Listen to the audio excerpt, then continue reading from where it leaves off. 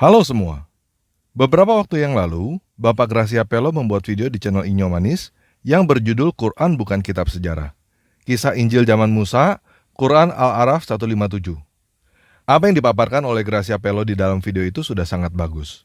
Namun, sepertinya ada beberapa hal yang perlu saya tambahkan karena saya teringat bahwa teman-teman yang muslim hanyalah kaum penghafal yang tidak mengerti apa yang dihafalkan. Kita bangga menghafal Al-Quran tapi tidak memahami Al-Quran. Senang mengulang berbahasa Arab tapi tidak mengerti bahasa Arab. Suka membaca Al-Quran tapi tidak memahami maknanya. Akhirnya apa? Menjadi keledai di Indonesia. Dan sepertinya banyak teman-teman Kristen yang juga kurang paham sejarah. Sehingga mungkin banyak yang kurang paham apa yang menjadi masalah di dalam Al-Quran surat 7 ayat 157 itu. Jadi pada video ini, saya akan coba menjelaskan dengan sejarah dan bahasa yang lebih sederhana, supaya teman-teman tahu betapa fatalnya kesalahan Al-Quran surat 7 ayat 157. Sebelum kita mulai, saya ingin memberitahukan bahwa channel Gracia Pelo namanya Inyo Manis, dan linknya sudah saya taruh di deskripsi video ini, supaya teman-teman bisa subscribe channel Gracia Pelo juga, karena banyak hal yang dia jelaskan dengan sangat baik, dan tidak bisa saya taruh ke channel ini semuanya. Gracia Pelo juga menerbitkan buku-buku untuk teman-teman yang mau belajar apologetika. Saya sangat merekomendasikan buku-buku Gracia Pelo karena buku-buku itu bisa menjadi buku pegangan untuk teman-teman menjawab tuduhan-tuduhan standar yang dilontarkan oleh teman-teman muslim. Jadi, teman-teman silakan beli buku-buku karya Gracia Pelo dan subscribe channel Inyo Manis setelah nonton video ini ya. Nah, buat teman-teman muslim yang takut untuk murtad, nggak usah nonton video ini ya. Karena jika kamu menonton video ini, kamu akan menjadi sadar dan melihat dengan jelas bahwa Al-Quran tidak mungkin wahyu dari Tuhan. Kalau kamu terus nonton video ini, berarti kamu sudah siap untuk membuka hati dan pikiranmu untuk melihat fakta bahwa Al-Quran tidak mungkin wahyu dari Tuhan. Dan kamu sudah siap untuk murtad. Dulu saya dengan Gus Dur bicara seperti ini.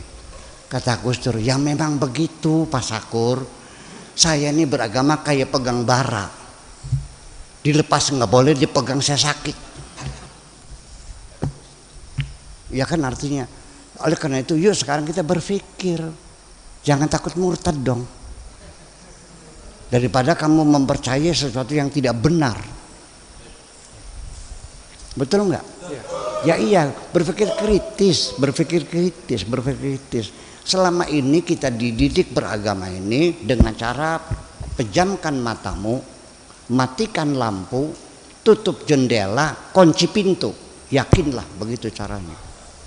Selama ini kan begitu. Pokoknya kan begitu. Yuk kita berbicara rasional. Bagaimana? Kamu mau terus menghafal apa yang kamu tidak mengerti dan hidup di dalam dusta? Atau kamu mau melihat kebenaran dan keluar dari Islam? Kalau kamu mau terus hidup di dalam dusta tanpa mengetahui kebenaran, silakan tutup video ini sekarang ya. Karena setelah lagu pembukaan video ini, hati dan pikiranmu akan siap untuk menerima kebenaran dan keluar dari Islam. Oke, kita mulai aja ya.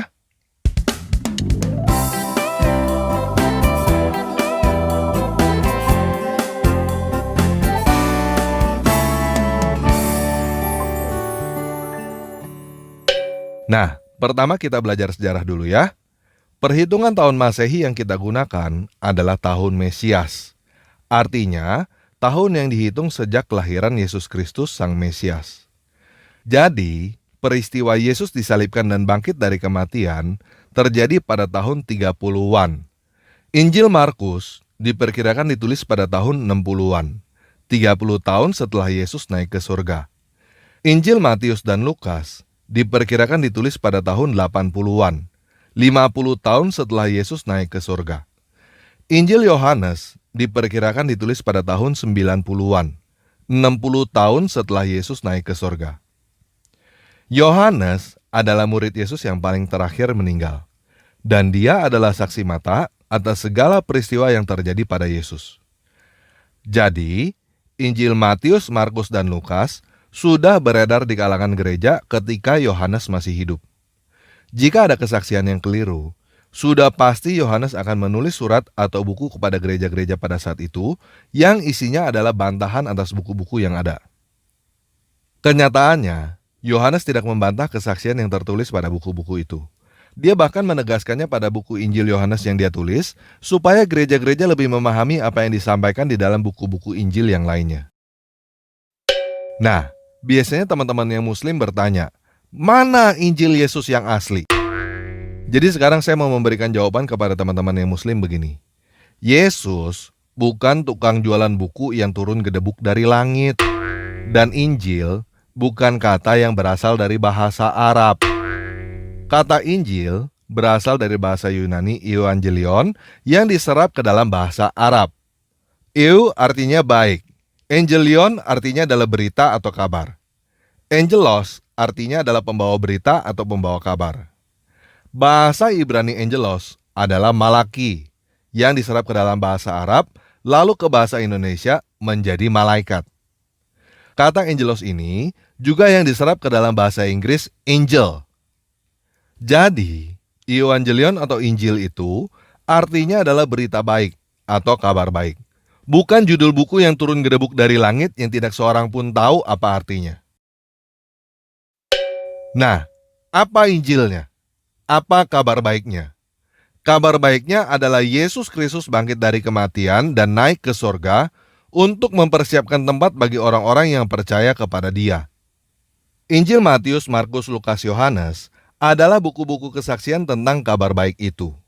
Bahasa zaman sekarangnya, Matius, Markus, Lukas, Yohanes adalah buku-buku biografi tentang Yesus Kristus, sang kabar baik itu. Kenapa ada 4? Karena ada 4 orang yang menulis dengan sudut pandang kesaksian yang berbeda. Kesaksian satu orang bisa dipertanyakan. Kesaksian 2 orang lebih kuat. Ini ada 4 orang yang menulis dengan sudut pandang yang berbeda, supaya kamu yakin bahwa kesaksian ini adalah benar. Ada 4 orang yang menulis kesaksian, berarti kesaksian itu sudah sangat kuat. Jadi, teman-teman yang Muslim jangan pertanyakan kenapa Matius, Markus, Lukas, Yohanes disebut Injil. Pertanyakan kenapa Al-Quran tertulis kata Injil, yang bukan bahasa Arab, dan kenapa kalian tidak mengerti apa artinya, tetapi disuruh hafalin doang. Sampai di sini paham ya? Nah, Musa kira-kira hidup pada tahun 1500 sebelum Masehi. Jadi, ada jarak 1500 tahun antara Musa dengan Yesus. Kalau teman-teman yang Muslim sulit membayangkan berapa lama 1500 tahun itu, sekarang tahun 2020. Muhammad kira-kira hidup pada tahun 600-an. Jadi, jarak antara kamu dengan Muhammad adalah 1400 tahun. Jarak antara Musa dengan Yesus lebih jauh daripada jarak antara kamu dengan Muhammad. Nah, Musa adalah anak Amran dari suku Lewi, keturunan Israel. Musa mempunyai abang yang bernama Harun dan kakak perempuan yang bernama Miriam. Teman-teman yang Muslim perhatikan nama Miriam ya di situ ya. Teman-teman jangan sangka bahwa Miriam ini adalah Maria ibunya Yesus. Namanya memang mirip, tetapi Miriam dan Maria ibu Yesus bukan orang yang sama. Mereka berjarak 1500 tahun. Oke? Yang disebut dengan Torah atau Taurat adalah 5 buku pertama dari 39 buku yang ada di dalam Perjanjian Lama di dalam Alkitab. Arti kata Torah adalah hukum atau petunjuk. Di dalam Torah ada cerita tentang Musa, dan tidak semuanya ditulis oleh Musa. Sampai di sini paham ya? Nah, jadi sekarang kita udah paham. Di sini, kira-kira pada tahun 1500 sebelum Masehi, ada Musa, Harun, dan Miriam di dalam buku-buku yang teman-teman kenal dengan nama Taurat. Setelah 1500 tahun, di sini, pada abad pertama, ada Yesus di dalam buku-buku yang teman-teman kenal dengan namanya Injil. Kemudian, 600 tahun setelah Yesus, ada Muhammad dengan Al-Quran. Dan sekarang, ada kalian pada tahun 2000-an. Jelas ya? Nah, yuk sekarang kita baca Al-Quran surah 7 ayat 148 sampai 157, terjemahan Kementerian Agama Republik Indonesia. Dan kaum Musa, setelah kepergian dalam kurung Musa ke Gunung Sinai, mereka membuat patung anak sapi yang bertubuh dan dapat melenguh, dalam kurung bersuara, dari perhiasan dalam kurung emas. Apakah mereka tidak mengetahui bahwa dalam kurung patung anak sapi itu tidak dapat berbicara dengan mereka dan tidak dapat dalam kurung pula menunjukkan jalan kepada mereka? Mereka menjadikannya dalam kurung sebagai sembahan. Mereka adalah orang-orang yang zalim. Dan setelah mereka menyesali perbuatannya dan mengetahui bahwa telah sesat, mereka pun berkata, "Sungguh jika Tuhan kami tidak memberikan rahmat kepada kami dan tidak mengampuni kami, pastilah kami menjadi orang-orang yang rugi." Dan ketika Musa kembali kepada kaumnya, dengan marah dan sedih hati dia berkata, "Alangkah buruknya perbuatan yang kamu kerjakan selama kepergianku.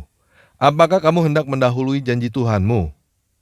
Musa pun melemparkan lauh-lauh dalam kurung Taurat itu dan memegang kepala saudaranya dalam kurung Harun sambil menarik ke arahnya. Dalam kurung Harun berkata, "Wahai anak ibuku, kaum ini telah menganggapku lemah dan hampir saja mereka membunuhku. Sebab itu, janganlah engkau menjadikan musuh-musuh menyoraki melihat kemalanganku, dan janganlah engkau jadikan aku sebagai orang-orang yang zalim." Dan dalam kurung Musa berdoa, "Ya Tuhanku, ampunilah aku dan saudaraku, dan masukkanlah kami ke dalam rahmat Engkau. Engkau adalah Maha Penyayang dari semua penyayang." Sesungguhnya, orang-orang yang menjadikan dalam kurung patung anak sapi, dalam kurung sebagai sembahannya, kelak akan menerima kemurkaan dari Tuhan mereka dan kehinaan dalam kehidupan di dunia. Demikianlah kami memberi balasan kepada orang-orang yang berbuat kebohongan. Dan orang-orang yang telah mengerjakan kejahatan kemudian bertobat dan beriman, niscaya setelah itu Tuhanmu Maha Pengampun, Maha Penyayang. Dan setelah amarah Musa mereda, diambilnya dalam kurung kembali lauh-lauh dalam kurung Taurat itu. Di dalam tulisannya terdapat petunjuk dan rahmat bagi orang-orang yang takut kepada Tuhannya. Dan Musa memilih 70 orang dari kaumnya untuk dalam kurung memohon tobat kepada kami pada waktu yang telah kami tentukan. Ketika mereka ditimpa gempa bumi, Musa berkata, "Ya Tuhanku, jika engkau menghendaki, tentulah engkau binasakan mereka dan aku sebelum ini. Apakah engkau akan membinasakan kami karena perbuatan orang-orang yang kurang berakal di antara kami? Itu hanyalah cobaan darimu. Engkau sesatkan dengan cobaan itu siapa yang engkau kehendaki, dan engkau beri petunjuk kepada siapa yang engkau kehendaki. Engkaulah pemimpin kami, maka ampunilah kami dan berilah kami rahmat. Engkaulah pemberi ampun yang terbaik, dan tetapkanlah untuk kami kebaikan di dunia ini dan di akhirat. Sesungguhnya kami kembali dalam kurung bertobat kepada engkau." Dalam kurung Allah berfirman, "Siksaku akan aku timpakan kepada siapa yang aku kehendaki, dan rahmatku meliputi segala sesuatu. Maka akan aku tetapkan rahmatku bagi orang-orang yang bertakwa, yang menunaikan zakat, dan orang-orang yang beriman kepada ayat-ayat kami." Dalam kurung yaitu orang-orang yang mengikuti Rasul, Nabi yang umi, dalam kurung tidak bisa baca tulis, yang dalam kurung namanya, mereka dapati tertulis di dalam Taurat dan Injil yang ada pada mereka, yang menyuruh mereka berbuat dari yang makruf dan mencegah dari yang mungkar, dan yang menghalalkan segala yang baik bagi mereka dan mengharamkan segala yang buruk bagi mereka, dan membebaskan beban-beban dan belenggu-belenggu yang ada pada mereka. Adapun orang-orang yang beriman kepadanya, memuliakannya, menolongnya, dan mengikuti cahaya yang terang yang diturunkan kepadanya, dalam kurung Al-Quran, mereka itulah orang-orang yang beruntung. Nah, teman-teman udah bisa lihat belum ada yang aneh? Belum bisa lihat ya? Jadi begini, umat muslim percaya bahwa Al-Quran adalah wahyu dari Allah.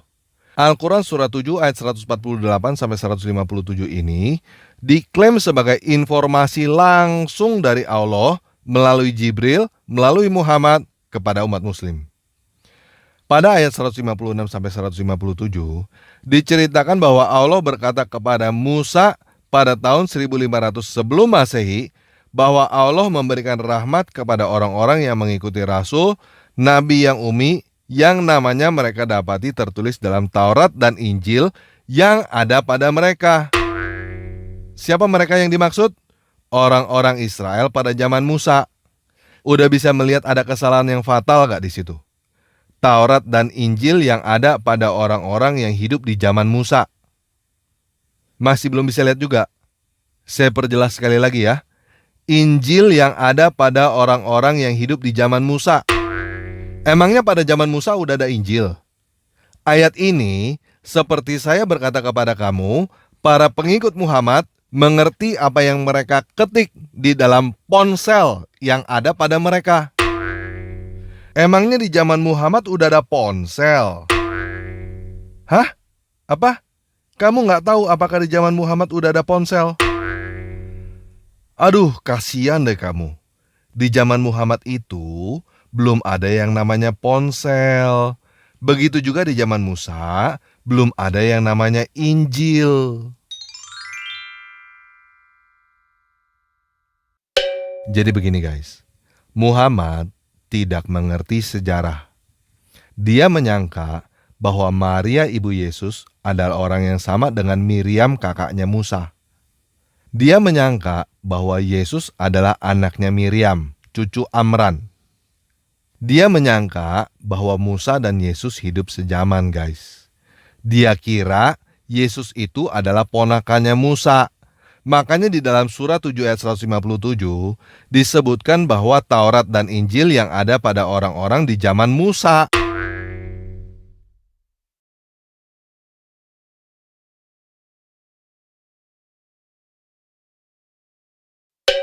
Sekarang udah bisa lihat kan kesalahan fatal yang ada di dalam Al-Quran surah 7 ayat 157? Udah bisa lihat kan bahwa Al-Quran hanyalah karangan manusia yang tidak mengerti sejarah. Dan kamu menyangka Al-Quran adalah wahyu dari Tuhan karena kamu ketipu oleh penjual buku. Kamu disuruh menghabiskan waktumu untuk menghafal, memang supaya kamu tidak punya waktu untuk mengerti apa isi buku itu. Buku macam apa yang cuma bagus kalau kamu tidak mengerti apa isinya? Ponsel macam apa yang cuma bagus kalau kamu nggak nyalain? Kalau kamu nyalain langsung rusak. Buku macam apa yang cuma bagus kalau kamu tidak mengerti isinya? Kalau kamu mengerti isinya langsung menjadi jelek. Kitab suci. Buku seperti itu bukan kitab suci guys. Apa gunanya kamu menghafal urusan Zainab bercerai dengan Zaid lalu menikah dengan Muhammad di dalam bahasa Arab sampai titik komanya? Dan kamu nggak tahu bahwa yang kamu hafalin itu cuma urusan Zainab bercerai dengan Zaid lalu menikah dengan Muhammad. Buat apa kamu buang waktu yang berharga di dalam hidupmu untuk menghafal urusan keluarga orang lain yang sudah meninggal 1400 tahun yang lalu di dalam bahasa Arab tanpa kamu mengerti apa yang kamu hafalin dan untuk apa kamu hafalin? Jadi begini guys, saya sudah memberikan fakta bahwa pembuat Al-Quran tidak mengerti sejarah. Saya juga sudah memberikan fakta bahwa tidak ada gunanya kamu menghafal Al-Quran. Kamu sudah buang waktu untuk hidup di dalam dusta. Apakah kamu mau membuang waktu yang masih kamu punya untuk terus hidup di dalam dusta?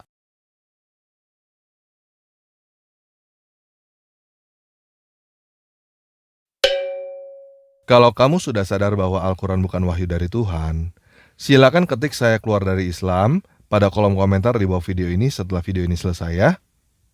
Kalau kamu masih belum yakin dengan apa yang saya sampaikan, silakan kamu buka quran.kemenak.go.id. Baca seluruh isi Al-Quran yang sudah diterjemahkan ke dalam bahasa Indonesia oleh Kementerian Agama itu. Ketika kamu baca Al-Quran di dalam bahasa yang kamu mengerti, pertanyakan apakah kamu layak untuk membuang waktumu untuk menghafal ayat-ayat yang kamu baca itu di dalam bahasa Arab. Semakin kamu baca Al-Quran di dalam bahasa yang kamu mengerti, kamu akan semakin sadar bahwa Al-Quran itu tidak layak untuk dihafal, apalagi di dalam bahasa Arab. Dan akhirnya, kamu akan menjadi sadar bahwa Al-Quran sama sekali bukan wahyu dari Tuhan. Setelah kamu sudah sadar bahwa Al-Quran bukan wahyu dari Tuhan, segera keluar dari agama Islam ya. Oke, sekian video kali ini. Yesus Kristus penguasa saya, memberkati kamu.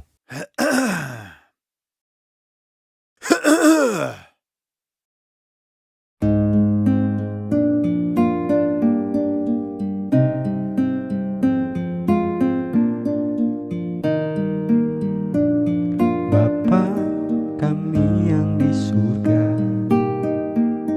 dikuduskanlah namamu, datanglah kerajaanmu, jadilah kehendakmu di bumi seperti di surga. Beri berikanlah hari ini makanan kami secukupnya, dan ampunilah kami ini seperti kami juga ampuni orang yang bersalah. Jauhkanlah kami dari pencobaan dan yang jahat, sebab Engkau yang mempunyai kerajaan, kuasa, dan kemuliaan untuk selamanya.